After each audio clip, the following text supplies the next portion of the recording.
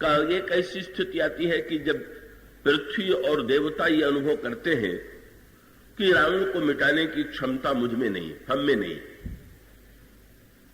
और यही अनुभूति कभी कभी या बहुधा हमारे और आपके जीवन में भी होती है कि हम बुराई को बुराई के रूप में जानते हुए भी बुराई को मिटाने में अपने को समर्थ नहीं पाते।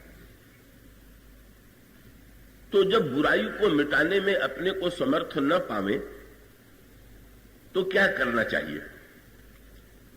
यही रामायण के आदि से लेकर विभीषण के चरित्र तक इसी को सूत्र के रूप में प्रस्तुत किया गया। और इसका उत्तर यह है कि कुछ क्षमताएं हम सबके जीवन में विद्यमान हैं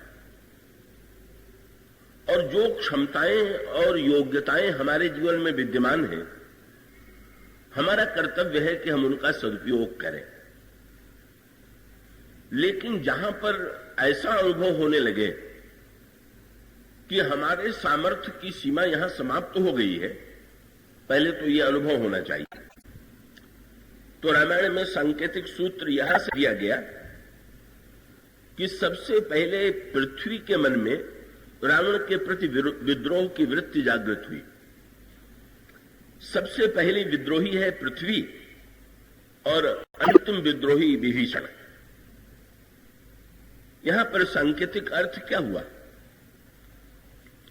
पृथ्वी के लिए जो हमारे साहित्य में, कोश में अनेकों नाम दिए गए हैं, उसमें पृथ्वी का एक नाम है क्षमा।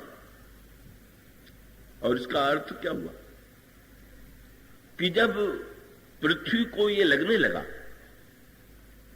कि अब रावण का अत्याचार या रावण का भार सहन नहीं होता, तो क्रुद्ध हो जाती है, क्षुब्ध हो जाती है। और उसको अगर आंतरिक जीवन के संदर्भ में इसको हृदयंगम करें तो इसका अभिप्राय यह है कि पृथ्वी बड़ी क्षमाशील है और जब तक वो रावण को क्षमा करती रही तब तक रावण की सत्ता जो की तो बनी रही। और आंतरिक जीवन में इसका अभिप्राय यह है कि हम लोग अपनी बुराइयों को क्षमा करते रहते हैं। तो ये सभी की प्रवृत्ति है। एक बार मैं भगवान राम की दयालुता का वर्णन कर रहा था तो किसी व्यक्ति ने मुझसे ये जिज्ञासा की कि महर्षि वाल्मीकि के राम का चित्र पढ़ करके लगता है कि वे बड़े ही न्यायप्रिय और मर्यादावादी, और तुलसीदास जी उनकी दयालुता का पग पग पर बखान करते हैं। तो मर्यादा और दया ये तो भिन्न है एक दूसरे से। जो मर्यादावादी होगा उसे कठोर होना होगा, जो दयालु होगा वो कोमल होगा। और ऐसी परिस्थिति में मर्यादावादी को तो मर्यादा के उल्लंघन पर दंड देना पड़ता है और दयालु व्यक्ति जो है वो क्षमाशील होता है। तो ऐसी परिस्थिति में राम को हम क्या माने? मर्यादा पुरुषोत्तम की दयामय क्षमाशील। मैंने ये कहा कि भाई भगवान राम में तो दोनों विद्यमान है, पर इसके साथ साथ एक बात मैं कहता हूं कि भगवान राम में ही नहीं, हम सबके जीवन में भी दोनों बातें विद्यमान। कौन ऐसा व्यक्ति होगा कि जिसके जीवन में न्याय और मर्यादा न हो, और कौन ऐसा व्यक्ति होगा कि जिसके हृदय में दया और क्षमा न हो? तो श्री राम भी मर्यादावादी हैं और हम लोग भी मर्यादावादी हैं। श्री राम भी बड़े दयालु और क्षमाशील हैं और हम लोग भी बड़े दयालु और क्षमाशील। पर एक छोटा सा अंतर, चाहे उसे छोटा कह लीजिए या बहुत बड़ा कह लीजिए, छोटा सा अंतर नहीं लगता तो छोटा सा है, पर वो बहुत बड़ा अंतर है। क्या? हम लोग जो है वो दूसरों के लिए मर्यादा पुरुषोत्तम और अपने लिए दयालु।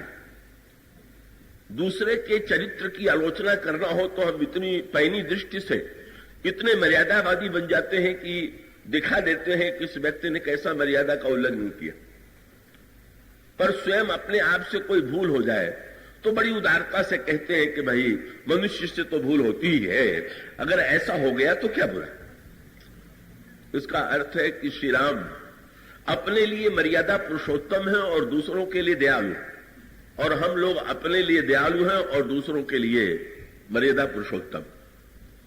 तो वस्तुतः यूं कह लीजिए कि हम लोग तो अपनी बुराइयों को इतनी उदारता से क्षमा करते रहते हैं कि दिन रात भूलें होती हैं, और वो अपनी सारी दयालुता जो है, सारी सहिष्णुता जो है, वो हम लोग बुराइयों को क्षमा करने में ही तो लगा देते हैं।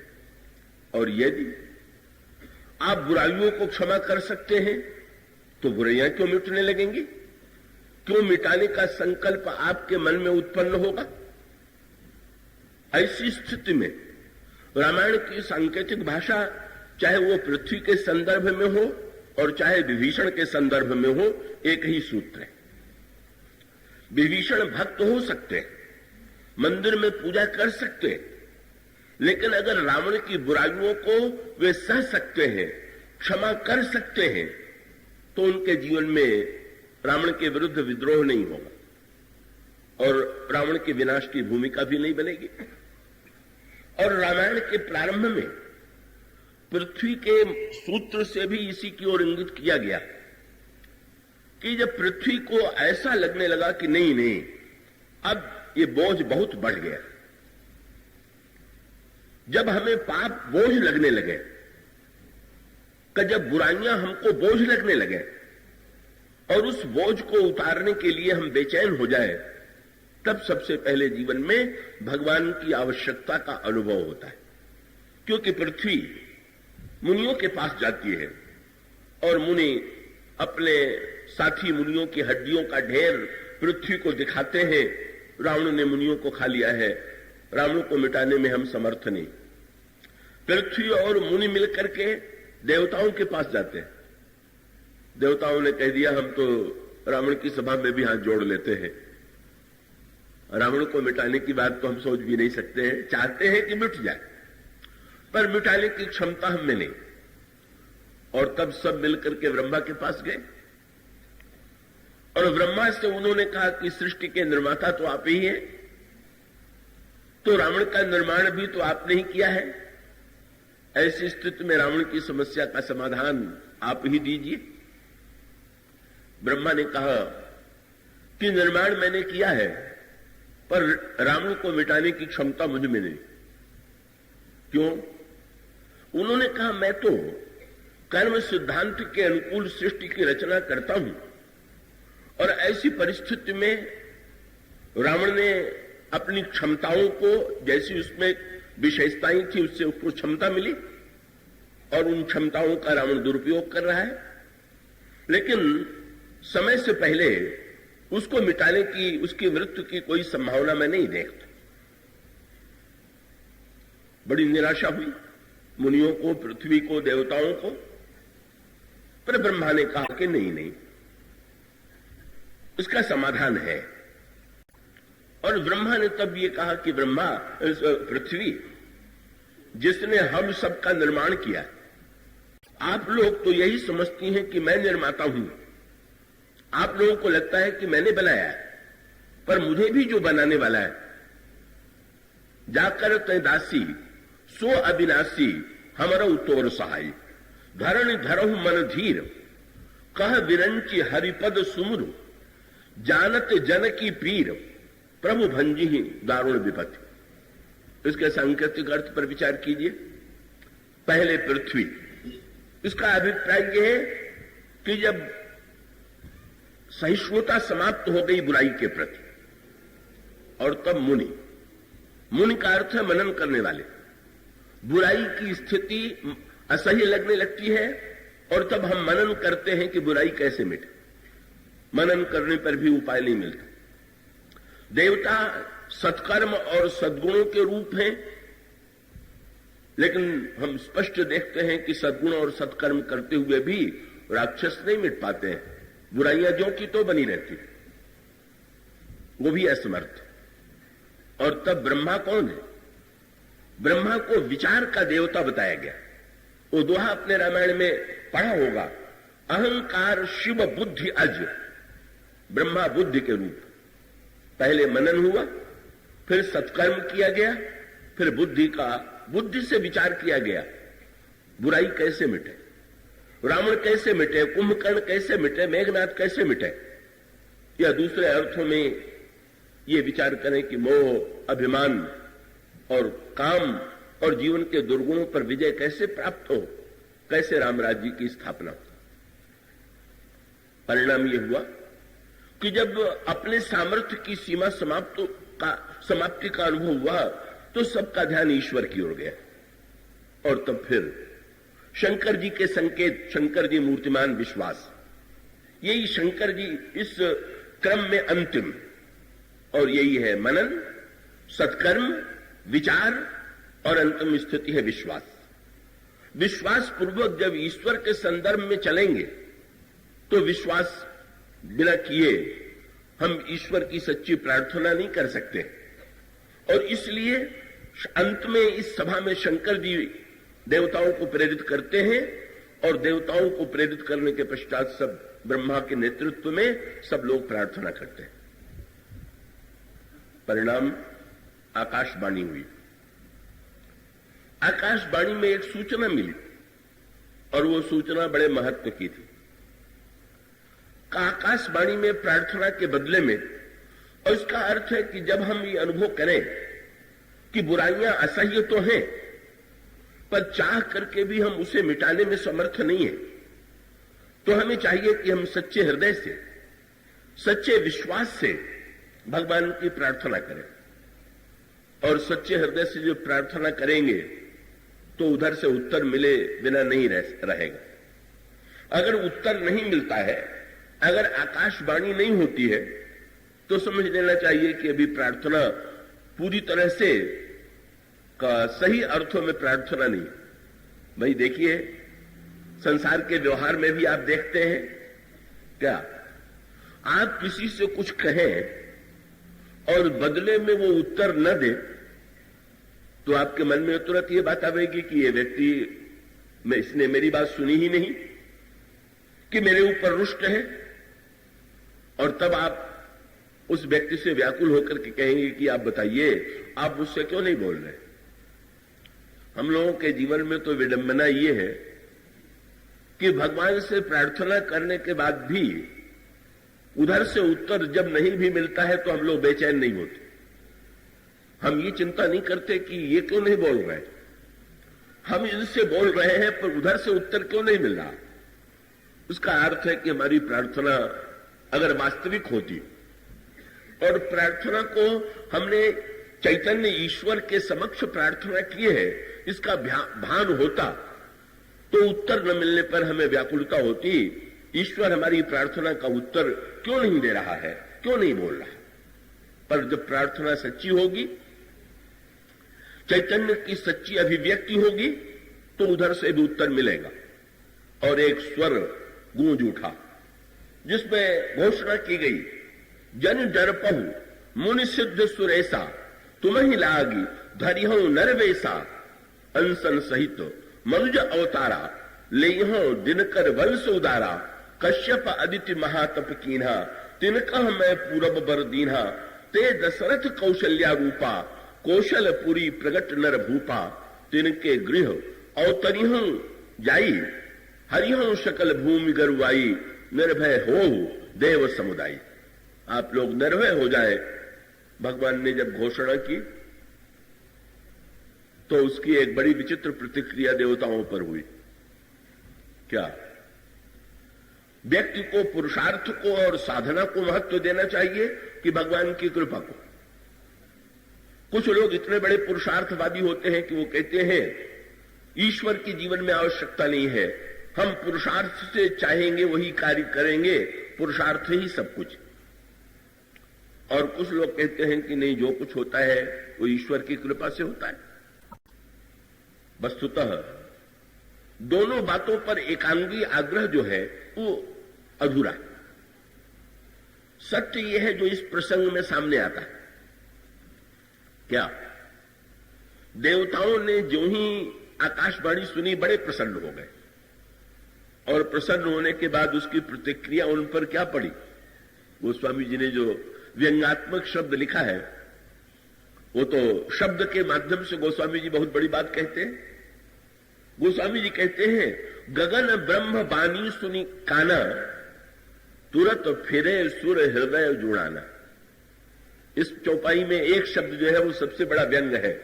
क्या ये कह सकते थे कि आकाशवाणी सुन करके देवता अपने अपने घरों को लौट गए, पर गोस्वामी जी ने एक शब्द जोड़ करके इस चौपाई में बहुत बड़ा व्यंग कर दिया। और वो वाक्य क्या? गगन ब्रह्म बानी सुनी काना। तो भाई जैसे आप कथा सुनने आए हैं, कथा सुन करके आप अपने अपने घरों को लौट जाएंगे, लेकिन मान लीजिए कथा समाप्त होते ही ऐसी भगदड़ मचे कि व्यक्ति चिंता किए बिना कि सामने वाले को कष्ट तो नहीं होगा, अगर वो भागने की चेष्टा करे तो एक बात अलग है। गोस्वामी जी ने व्यंग क्या किया? देवता लौटे ये कहकर के गोस्वामी जी को संतोष नहीं हुआ। वे कहते हैं तुरत फिरे। तुरत माने देवताओं की जल्दीबाजी पर एक व्यंग है। इतने उतावले हो रहे थे कि ब्रह्मा घोषणा करे, सभा हो रही है तो वक्ता घोषणा करता है कि अब बात समाप्त होती है। आकाशवाणी तो भगवान की हो रही थी, ब्रह्मा की सभा में ये सारा कार्यक्रम चल रहा। तो ब्रह्मा जब घोषित कर दे कि अब सभा समाप्त होती है, आप लोग अपने अपने घरों को जाइए, तब न जाना चाहिए। लेकिन ब्रह्मा की बात, ब्रह्मा कब घोषणा करेंगे इसकी और किसी को चिंता नहीं है। एक भगदड़ मच गई और अपने अपने विमानों पर बैठ करके देवता अपने अपने लोकों को जाने लगे। व्यंग क्या है? मानो देवता स्वभाव से ही भोगी हैं और अब उनको ईश्वर की वाणी सुनकर के बड़ी निश्चिंतता का अनुभव हुआ। क्या कि अब तो चलो रावण की समस्या का समाधान करने के लिए भगवान अवतार लेकर के स्वयं कह ही रहे हैं कि पृथ्वी का भार दूर कर देंगे, तो चलो हम लोग स्वर्ग में लौट। क्यों उतावले हो रहे थे? अप्सराओं का नृत्य देखने के लिए, अमृत पीने के लिए, भोगों को भोगने के लिए। इसका अर्थ है कि भाई जब भगवान ही सब कर देंगे तो हम मौज करें, हम भोगों को जो जैसे भोगते थे वैसे भोगें। ब्रह्मा ने जो भगदड़ देखी तो तुरंत देवताओं को बुलाया, सुनिए सुनिए, आप लोग इतने उतावले होकर के कहां भाग रहे हैं? क्या बोले? आप लोगों ने सुना कि क्या घोषणा हुई? हाँ महाराज, भगवान ने कहा कि तुम्हारा कष्ट हम दूर करेंगे। ब्रह्मा ने कहा तुमने उनकी पूरी बात सुनी? उन्होंने ये नहीं कहा कि हम ईश्वर के रूप में तुम्हारा कष्ट दूर करेंगे। उन्होंने घोषणा की है कि मैं मनुष्य के रूप में जन्म लेकर के रावण का वध करूंगा। तो ब्रह्मा ने देवताओं से पूछ दिया, भले मानुषो, का ईश्वर जो है नर बन रहा है तो तुम लोग अपने लिए भी तो सोचो कि तुम्हें क्या करना है। महाराज हम लोगों को भी कुछ करना है क्या? तो ब्रह्मा ने कहा, रे ईश्वर नर बन रहा है तो कम से कम तुम बानर तो बन जाओ। जब नर और बानर का संग होगा, ये रामायण की एक दार्शनिक भाषा है कि ब्रह्मा ये कहते हैं बानर तनु धरि धरि मई हरिपद से वो जाए। ईश्वर नर बन रहा है तो तुम बानर बनो। और उसका अर्थ क्या हुआ कि हम सब कुछ कर सकते हैं, ये अभिमान की भाषा, और सब कुछ ईश्वर करेगा, ये निष्क्रियता की भाषा। पर ईश्वर शक्ति के द्वारा तो करेगा, पर जितनी क्षमता हम में है हम उसको लेकर के ईश्वर के सहयोगी बने, ये हमारा कर्तव्य है। ब्रह्मा कहते हैं कि केवल ईश्वर के रूप में नहीं, जब ईश्वर नर बन रहा है तो तुम्हें बानर बनने की आवश्यकता है।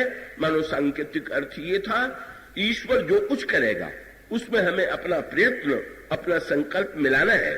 श्री राम तो रावण के विरुद्ध युद्ध करेंगे ही, पर बंदरों को भी राक्षसों के विरुद्ध युद्ध करना है।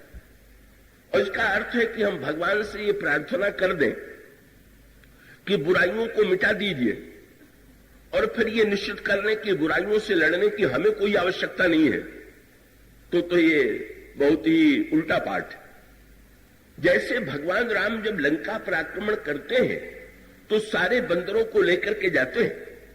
मानो ये सूत्र है कि भगवान दुर्गुणों को मिटावेंगे, पर भगवान के मिटाने के साथ साथ आप स्वयं, हम और आप जो हैं वो दुर्गुणों को मिटाना चाहते हैं कि नहीं। एक महात्मा से किसी ने पूछ दिया, महाराज भगवान की कृपा से सब कुछ हो सकता है कि नहीं। उन्होंने तुरंत कहा कि भगवान के साथ साथ आप भी तो अपने ऊपर कृपा कीजिए। कि किसी महात्मा से पूछा गया भगवान की कृपा कैसे होती है। उन्होंने कहा कृपा तो कैसे नहीं होती, हो तो स्वभाव से होती है। तो महाराज हमें तो कृपा का अनुभव नहीं होता। उन्होंने कहा कि पानी बरसने के लिए आपके प्रार्थना की आवश्यकता नहीं है, बादल तो अपने स्वभाव से ही वर्षा करेगा, लेकिन आपकी आवश्यकता काहे के लिए। पानी बरसाने के लिए भले ही आपकी आवश्यकता न, पर अगर आप पानी पाना चाहते हैं और घड़े को उल्टा करके रख देंगे तो चाहे दिन रात बादल बरसता रहे, एक बूंद पानी भी नहीं आने वाला। कम से कम घड़े को सीधा करके तो रखिए। और इसका अभिप्राय यह है कि जब तक ईश्वर की कृपा से व्यक्ति अपनी साधना को, अपने पुरुषार्थ को नहीं जोड़ता, भगवान कहते हैं अगर बुराइयों को मिटाने का संकल्प स्वयं व्यक्ति में उत्पन्न नहीं होगा। आप यही संदर्भ विचार करके रोग के संदर्भ में देखिए, रोग को डॉक्टर मिटावेगा कि आप मिटावेंगे। और इसका उत्तर यही है कि अकेले आप भी नहीं मिटा सकते, अकेले डॉक्टर भी नहीं मिटा सकते। आप अगर मिटा ही पाते तो रोग को मिटा लेते। आप डॉक्टर को बुलाते इसीलिए हैं कि आप ये जानते हैं कि रोग की दवा हमारे पास नहीं। पर कितना भी बड़ा डॉक्टर क्यों न हो और कितनी भी बढ़िया दवा वो दे के क्यों न जाए, आप एक निश्चय कर दीजिए कि हम दवाई नहीं खाएंगे, फिर देखिए वो सारी दवा जो है सारी योग्यता रखी रह जाएगी। डॉक्टर की योग्यता से रोग दूर नहीं हो। जब डॉक्टर और रोगी दोनों सहयोग करते हैं तो रोग का विनाश होता है। और इसी प्रकार से बुराई का विनाश तब होता है जब ईश्वर की कृपा के साथ साथ जीव के हृदय में भी एक संकल्प जागृत हो, और संकल्प जागृत होने के पश्चात वो स्वयं भी उसमें सक्रिय भूमिका पूरी करे। यही सत्य प्रारंभ में भी है और विभीषण के संदर्भ में भी यही सत्य है। क्या कब विभीषण जब तक लंका में बने रहे तब तक भगवान ने लंका पर आक्रमण नहीं